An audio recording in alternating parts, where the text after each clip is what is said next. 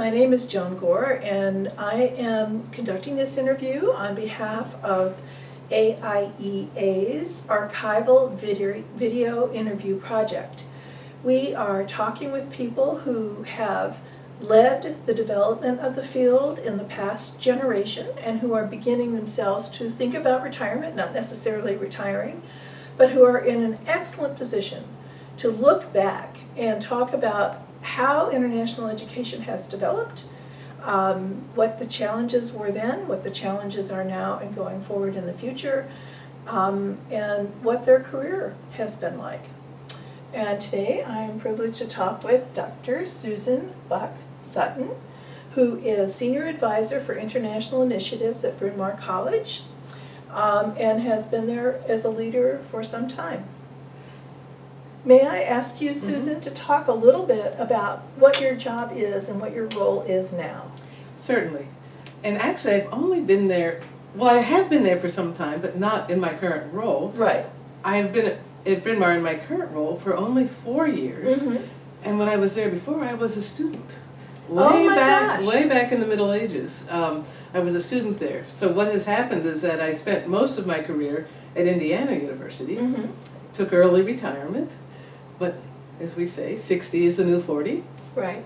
So, and at that point, I had been leading international programs in Indiana for a while, and the president of Bryn Mawr, the relatively new president of Bryn Mawr, wanted to take the international initiatives of a small women's liberal arts college forward, but didn't really know how to do it, and asked me to come.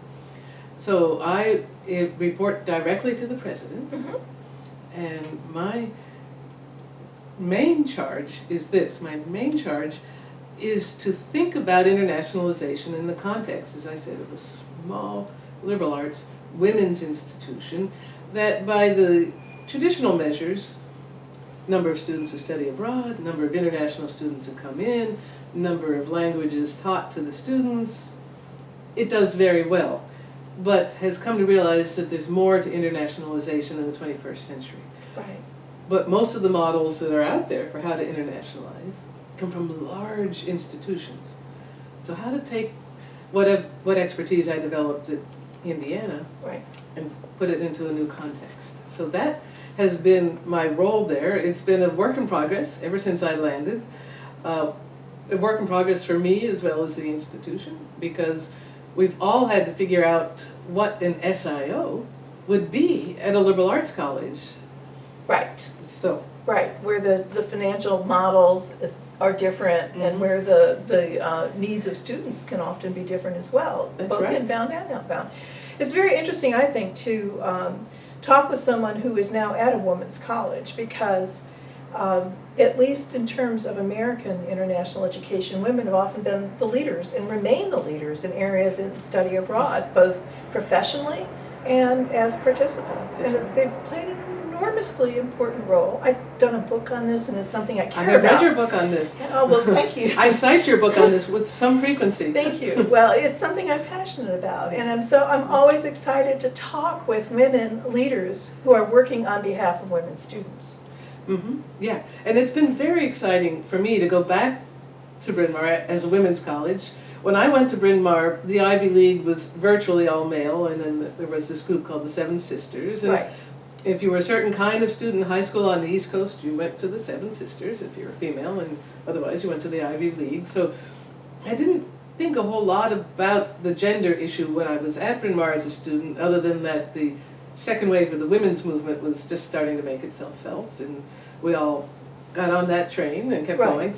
But as I have come back to it, as you're saying, as in the field of international education, it's the gender issue has really become clear to me in some striking ways. And it is true. Bryn Mawr students, 40% of the students study abroad for their junior year without any recruiting. Which is remarkable. Yeah, and it just happens because that's the kind of institution and because it's a women's institution. Right. We actually are now 25% international students.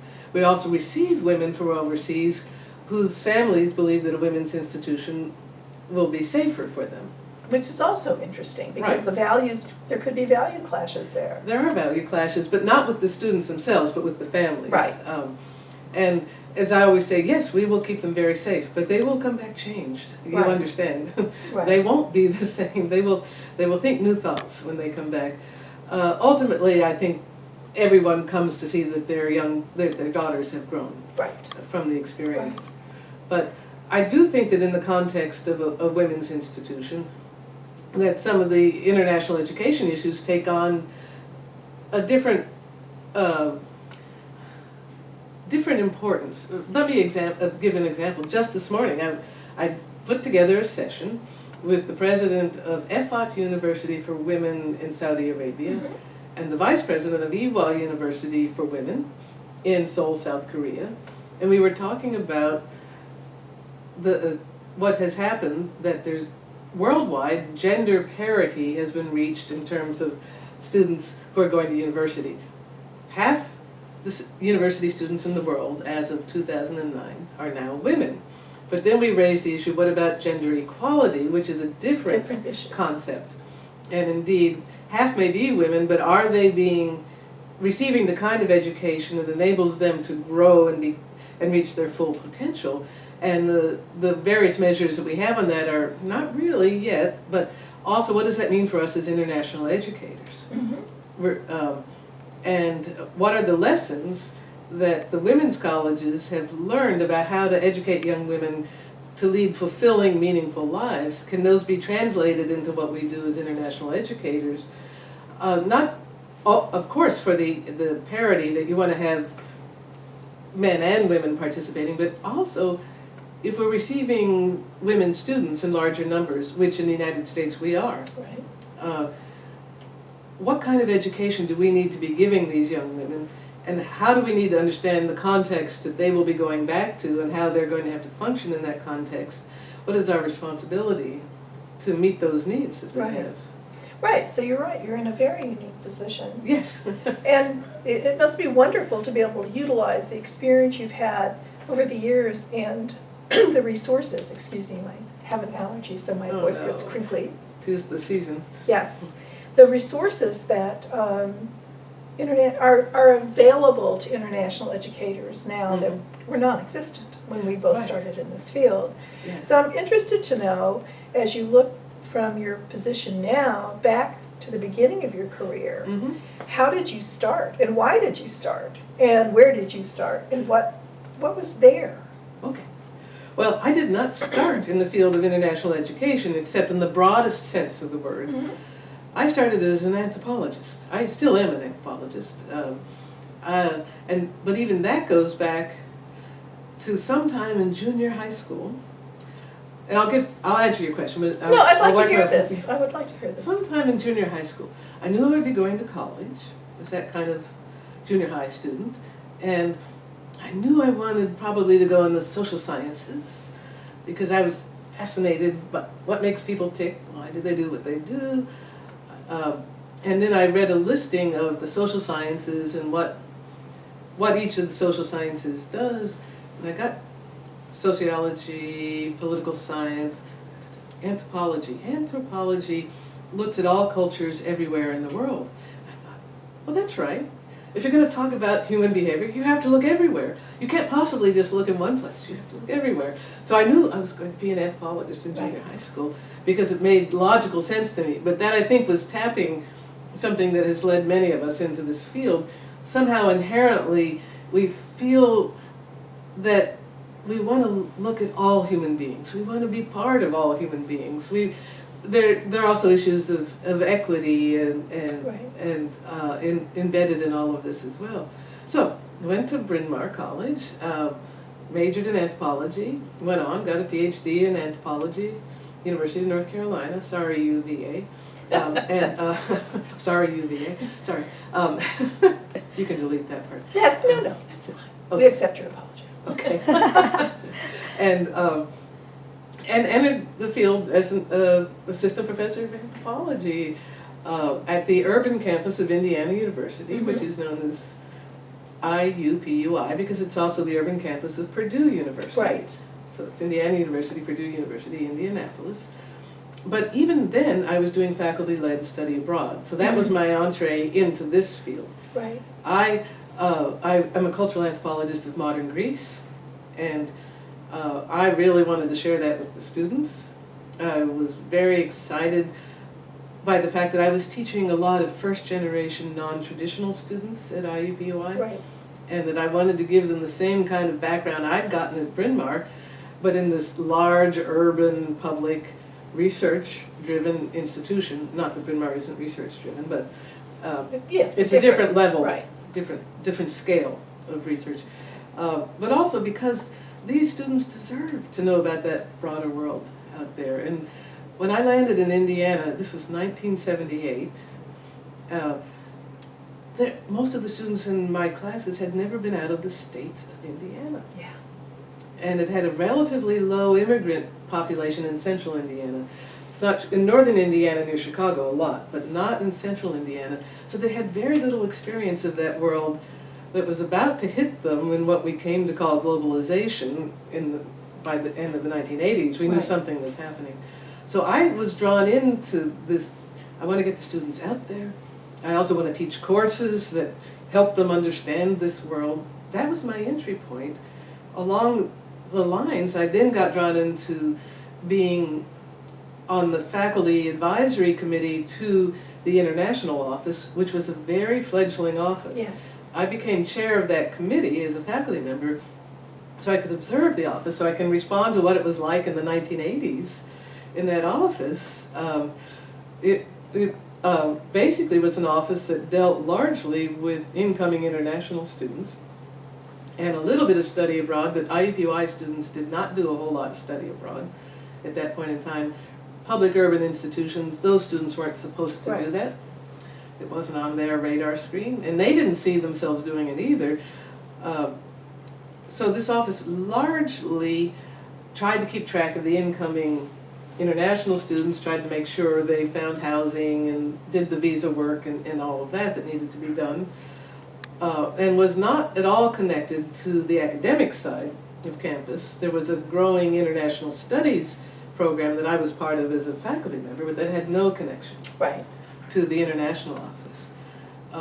This went on for some time. I didn't actually make the transition to heading up international programs till the end of the 1990s. So, you really Yeah. were teaching and Oh, for yeah. a long time.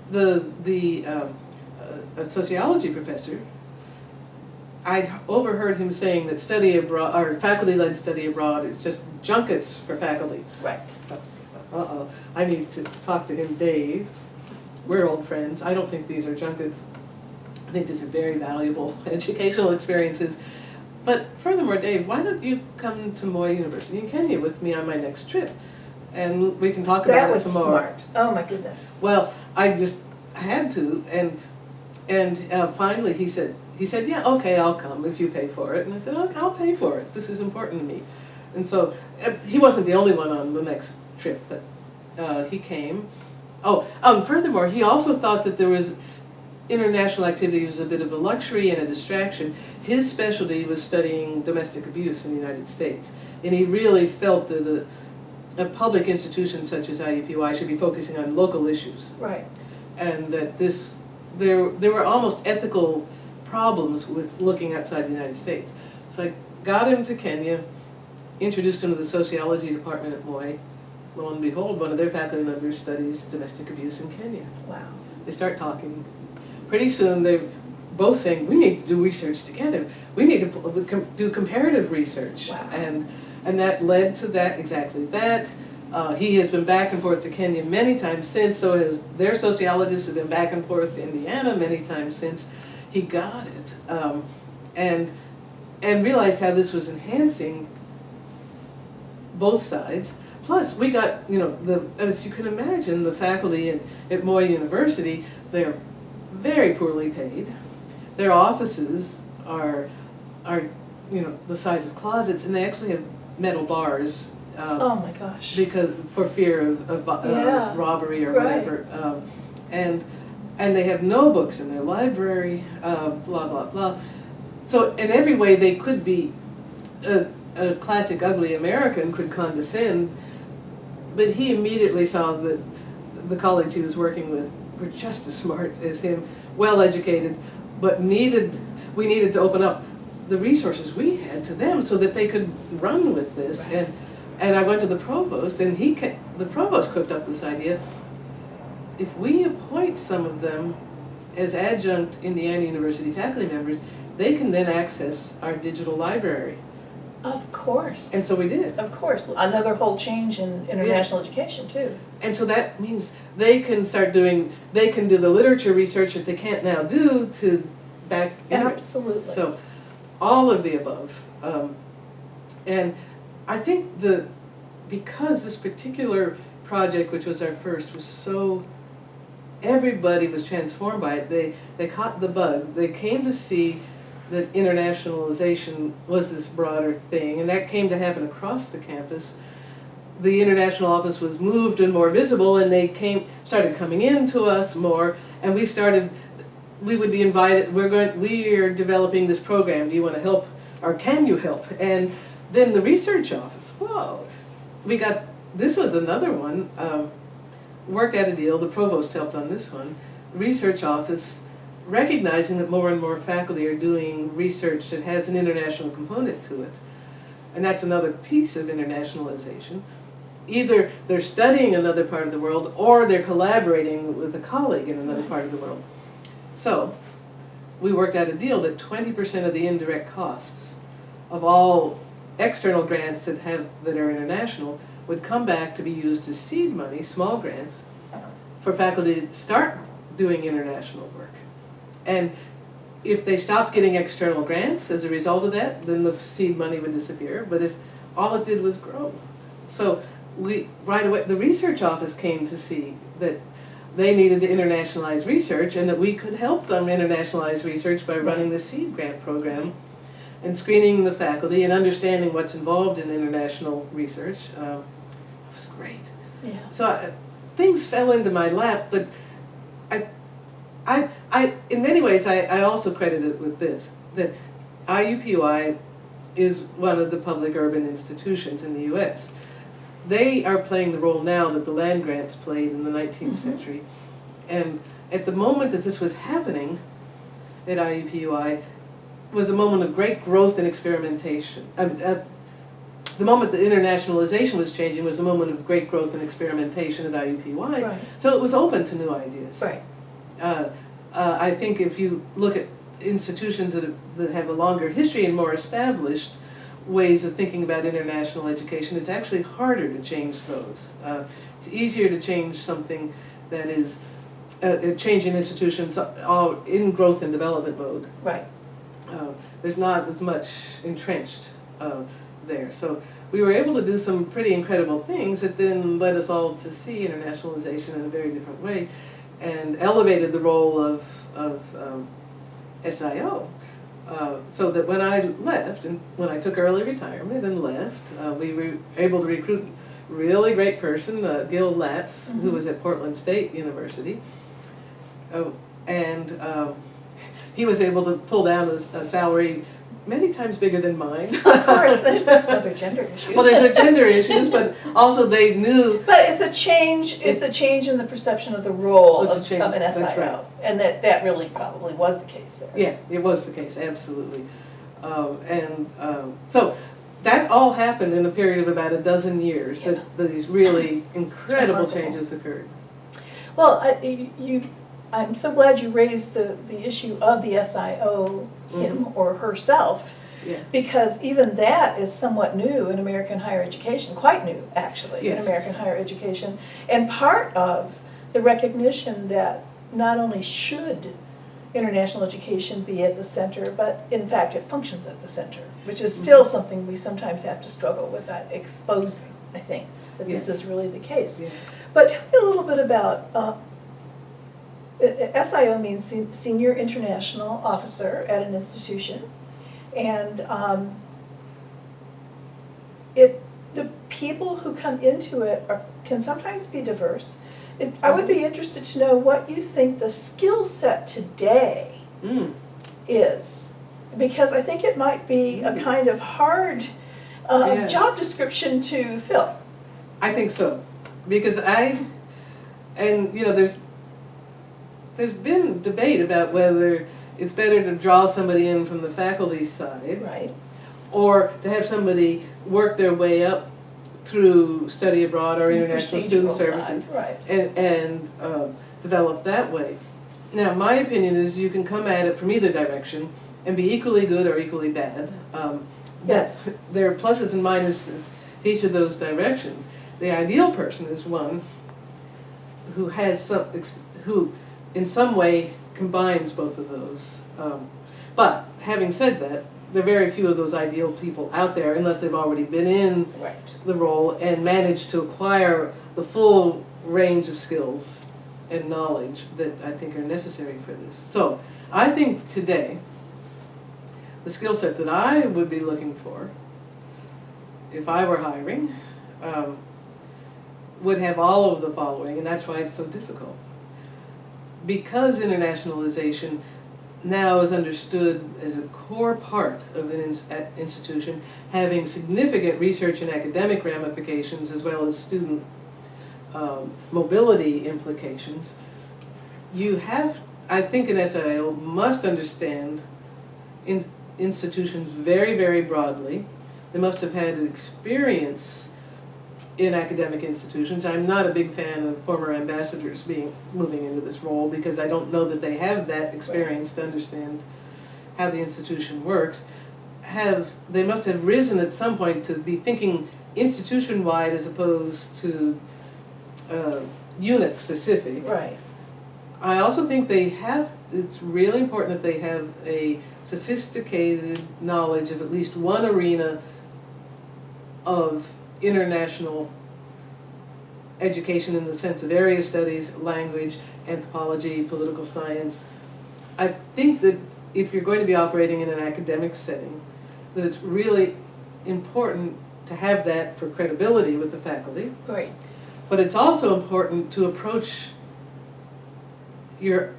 help the institution approach its interaction with the broader world using a sophisticated theoretical understanding, whatever discipline that comes from. I'm back at my alma mater, Bryn Mawr, now to illustrate this. And if Bryn Mawr were to approach the rest of the world without looking at theories and knowledge of women's roles around the world, it would be a mistake. And so you have to come at it with some of that really intense intellectual background. That said, you also have to, here's the rest of the skill set. Right. You have to know a lot about change management in a complex organization, about strategic planning, about visioning, and being able to create a vision, about staff management, about budgeting, and strategic planning. You have to be able to stir a lot of pots, get a lot of pots bubbling, and then trust the people you work with to keep them bubbling, but to also be staying enough in touch that the whole thing adds up to more than the sum of its parts. Right. That you have to be an advocate, a very strong advocate for internationalization. You have to be able to give speeches in multiple formats, both the elevator speech, because you may only get 30 seconds to convince somebody to go to Kenya with you, or sometimes full speeches. Right. You have to stay current with the literature and with best practices. That means going to conferences and writing and reading. And of course I've left out one critical thing here, but maybe I'm saving the best for last. You have to be really good and conscious and have the skills of cross-cultural interaction. Right. That's absolutely critical because you're going to be working with partners overseas a lot, and you're going to be traveling, but you also want to work with them, and actually I didn't leave this for the last year, is another one that I'm going to add to it. I just want to add that in a few minutes, but it's absolutely critical. If internationalization is really about institutions finding their place in the world and about creating the kinds of networks that are going to build a global system of higher education that works for all of us, that you have to have those skills of cross-cultural interaction. Now, the final one I should have said is I think it's increasingly important for us to have an understanding of the ethical issues that are involved in this work. And that's, in the last few years, I think it's become increasingly apparent that there's a dark side to international education as well as a good side. Most of it's on the good side. But unintentionally or not, there's also a dark side. And that dark side can manifest itself in brain drain, it can manifest itself in partnerships that are unequal partnerships, or one side is calling all the shots and the other one is the lesser partner. It can manifest itself in a ruthless competition for global ranking that is really fairly meaningless in some absolute senses. It can manifest itself in a wide variety of ways that I think it behooves us, those of us who are in SIO positions, I think it behooves everyone in international education to understand the moral implications of what we do, the impact of what we do, and to consider that some of this may not be so good and to figure out what we can do to change what's not so good. So that's a pretty big skill set, would you not say? It's a huge skill set, and it is difficult. It is difficult to fill these positions effectively sometimes, and yet I think through AIEA we also have seen that a lot of people who come from backgrounds that would normally have none of these skill sets necessarily, or only small portions of them, have risen to the plate. Is that the right term? Yeah, or something like that. Yeah. We can mix metaphors. I think care. I mixed it, but people have really met the challenge, and that's encouraging too, because it is this. I think the generation that you and I represent, we're not the generation that saved international education after World War II, because that was the group of people I had the privilege of interviewing 15 or 20 years ago in a similar project. But we are the generation in all these different areas that each of us have worked in that have transformed it. Yeah. And not only transformed it by our own actions, but have perceived the transformation in the content of our work. And that's where the challenge has, people have risen to that challenge. Being able to manage it, take it, define it, articulate it, make it visible. And people like you have done that very well. It's been exciting. I think the part that I haven't expressed yet, but I'm glad you're leading me to express it, is, or I made that change from I had a named professor, full professorship, to being the SIO, not quite knowing what I was getting into, but within 2 weeks I thought, I should have done this earlier. I loved it. Absolutely fell in love with it. Wished I had done it earlier because it was so darn exciting. It was exciting. It was some of the most creative thinking I've ever done in my life. Right. And I was still being an anthropologist, that's what I was saying. I'm still an anthropologist, but I was putting it to a different use. And to think of projects that would impact many, many students, faculty, people in other countries. This was incredible. It's very exciting. Very exciting. And I just loved it. I still love it. I think it's one of the most important things we can be doing right now. And it's been a heck of a lot of fun. Yes, I understand that completely. Yeah. And I have one last question, not necessarily a small one, but as you look forward, what do you see happening, or what do you fear happening, both in the field of international education in the next 20 years, in the next decade? Well, that's a really good question, and we can't know. But, I mean, the fear is what a number of people have expressed, whether it's Phil Altbeck or Ben Wildowski or you or others, that this could become a situation in which the richest universities rise to the top and the rest of higher ed is discarded or is secondary, And that could happen. And there's always that impetus in higher education anyway. Yeah, there's that impetus anyway. What I would love to see happen instead is almost the opposite of that. That this waking up to moving beyond the ivory tower or beyond the red brick wall or whatever it is that your institution has been working within, this waking up to why have we been approaching this as separate units will lead, that internationalization inherently asks us to do if we think about it. Right. That will lead us to form more and more networks and partnerships, and that will actually create a global system of higher education where students can move with some freedom, where faculty can collaborate with people wherever they are, where we are actually benefiting everybody, and higher education is playing the role for the world Right. that we have wanted it to play for our local communities. It's just no longer only the local community. Right. That's where I hope that this can go. And there are signs of that too. Yeah, there are signs of And it's that. facilitated by something that we haven't talked about much, and that is the transformation of media and communication. Yeah, So there is some hope that this could be the development of the future. I agree.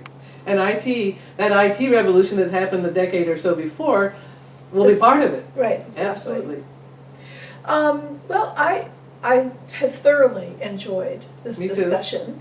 I'd like to conclude by just asking you, in your work now at Bryn Mawr, where you hope to take Bryn Mawr before you do your second retirement. Yes, okay. Where I think we're headed, because we have 4 task forces on campus right now that have been working for a whole year on this, working away, faculty, students, and staff on each of these. But where I think we're headed is this, that we're thinking about liberal arts colleges are a very distinctly American kind of institution, and they're not universities light. They are actually a certain philosophy of pedagogy, Right. that you're going to have very close student-teacher interaction. A lot of learning occurs outside the classroom on the campus, and the students will be learning from each other as well as from the faculty members, and that you will wrestle with critical thinking kinds of issues. That's the heart of the American liberal arts model, that a number of other countries are now trying to pick up pieces of that. But, so what do you do with that model in a globalized world? And how do we handle this? So the question for us has become, how do we get international voices into the close-knit community of learners, and at this point in time. And it's not just by having international students come to us, although as it turns out, Bryn Mawr is 25% international students right now, and that's happening with all the women's colleges, as I said earlier. But that, we've been given a gift, so, but that means then we have to work with faculty so that they can make the classrooms be centers of the global construction of new knowledge. We have that potential right there on campus, whoa. But then we need to, what we want to do is develop a number of partnerships and agreements where we are bringing students and faculty together in In a conscious way. in a very conscious way. This summer, for the 4th year, yes, it is the 4th year, we are doing a project, or international summer school with, of all places, Nanyang Technological University from Singapore. It's not a logical partner for Bryn Mawr, but they came to us. They have a liberal arts unit, and that's the unit that came to us. And we cooked up this summer school idea. It actually will meet in China, in Tianjin, China. And there will be 3 courses. Every course is co-taught by by 2 faculty members from Bryn Mawr or NTU, Nanyang Technological, or Tianjin University. And there'll be students from all 3. And they're on broad topics like great ideas in political theory, something like that. And so the idea is to get the diversity of viewpoints together in sort of a hothouse liberal arts kind of atmosphere. Right. This will be our 4th year doing it, and the students just love it. Oh, it's fantastic. So that's where we're trying to rework the residential liberal arts model for the 21st century. Right. And of course, the other piece of it is that we're banding with other women's colleges around the world. That's why I just did a session with AIUPUI University and FIUPUI University to think about women's education. Now that women are half the university students in the world, That's very exciting. how do we move beyond parity to equality? Right. Well, but it's That's a it. perfect observation to end on, and I want to thank you for being such an enthusiastic partner in this conversation. It's really been a pleasure, so thank you, Yeah, Susan it's been a pleasure Sutton, for me. for being a part of this archive. You're welcome.